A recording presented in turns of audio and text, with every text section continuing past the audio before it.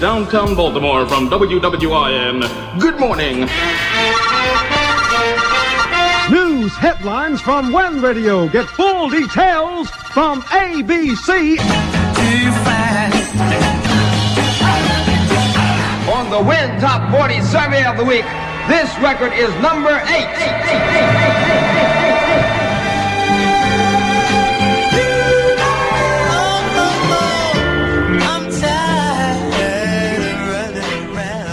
How Black Radio Changed the Dial.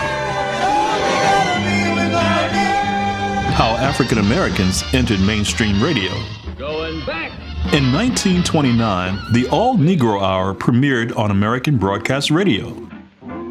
This was the first radio program to feature black performers exclusively. In the early days of radio, a mixture of positive and negative stereotypes characterized African Americans. Radio shows such as Beulah and Amos and Andy featured black characters that were carefree and inarticulate. Oh, I tell you, boys, the Kingfish is really in trouble with his wife. Yeah, really bad this time, huh, Enda? Yeah, Emma, she claimed that if she had to do over again, the chances is she wouldn't marry him. What'd you think of that, Brother Crawford? Well, I can hardly blame Sapphire. The Kingfish doesn't know how to treat a woman. Women need love and affection, I read someplace.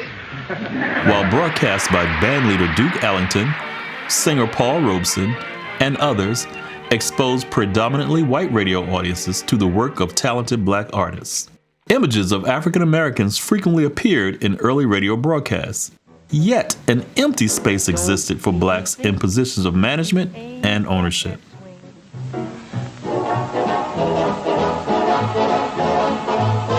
It don't mean a thing. All you gotta do is swing. Black appeal stations were instrumental in propelling R&B into the mainstream, while also broadcasting news of the civil rights movement. As radio advanced, some northern radio stations featured black broadcasters by playing a specific group of songs aimed at the young African American demographic. Black appeal stations helped keep radio alive. Jack L. Cooper is widely acknowledged as the first African-American radio broadcaster. Cooper began his entertainment career as a dancer and comic on the Theater Owners Booking Association, a popular African-American vaudeville circuit in the 1920s and 1930s. On November 3, 1929, white-owned radio station WSBC in Chicago premiered the All-Negro Hour, the first radio program to feature black performers exclusively. The program was hosted by former vaudeville performer Jack L. Cooper and featured music, comedy, and serial dramas.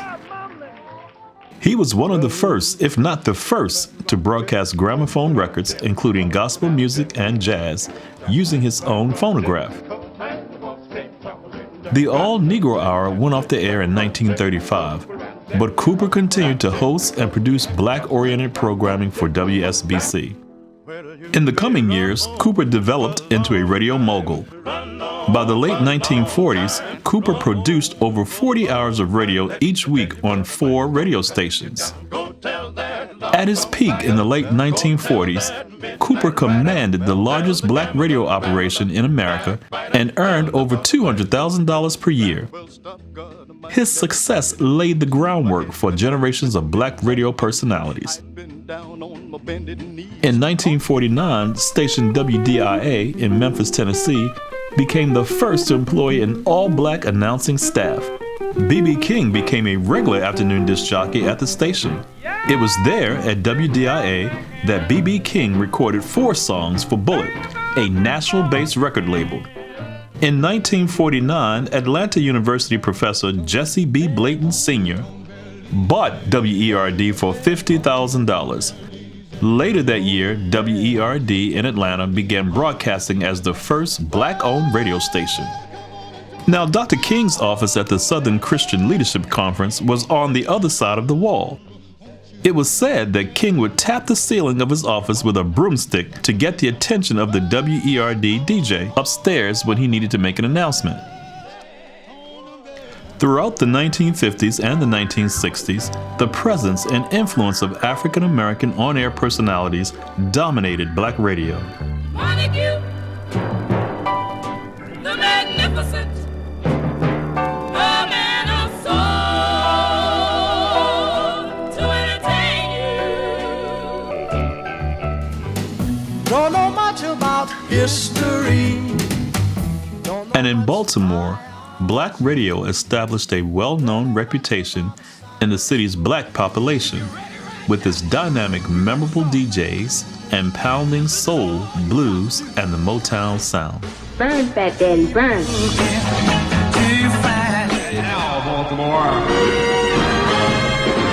More music on the Fat Daddy Show. WWIN first signed on in 1951. For most of its history, it has been programmed for Baltimore's African-American community. Originally, it played R&B and soul music, with some urban gospel in early mornings and on Sunday. WEBB signed on in 1955 from Baltimore. The 5,000-watt station carried programming geared towards black listeners. Singer James Brown bought the station in 1970. A bankruptcy proceeding forced him to sell the station to Dorothy Brunson in 1979. Brunson then sold the station in 1990. Working from our African oral tradition, black disc jockeys shaped black and white musical tastes. This broader media perspective created a social grapevine that contributed largely to the empowerment of the growing civil rights movement.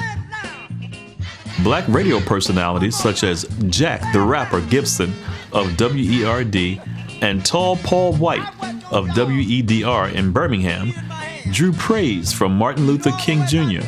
and other prominent African American leaders for their contributions to civil rights efforts. Black radio continued to emphasize individual personalities throughout the 1960s, and DJs such as Purvis Spann in Chicago and Magnificent Montague in Los Angeles echoed the emerging militancy of black youth and acted as peacemakers during inner-city riots after the assassination of Dr. Martin Luther King Jr. With the emergence of FM radio, the 1970s marked a period of dramatic change in African American radio.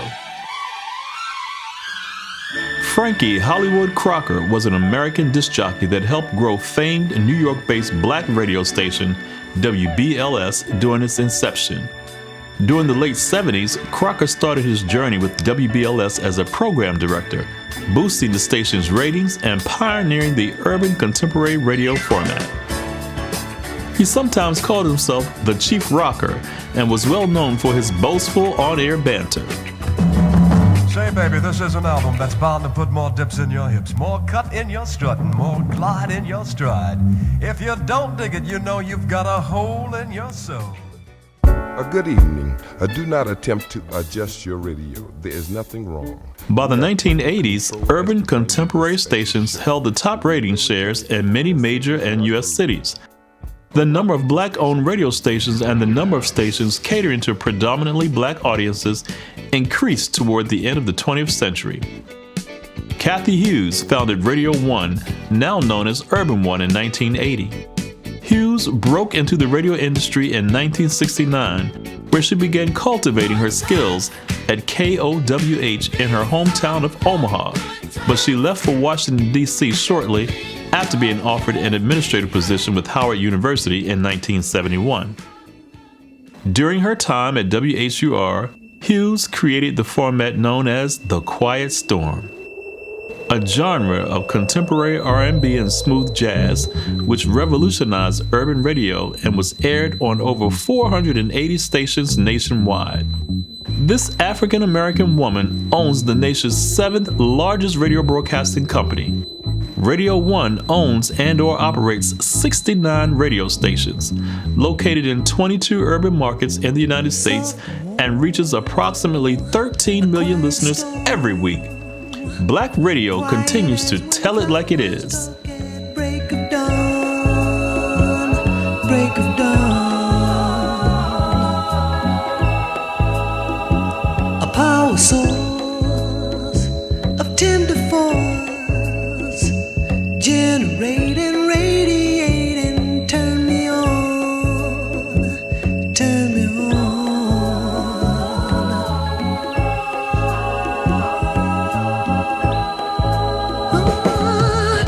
short circuit.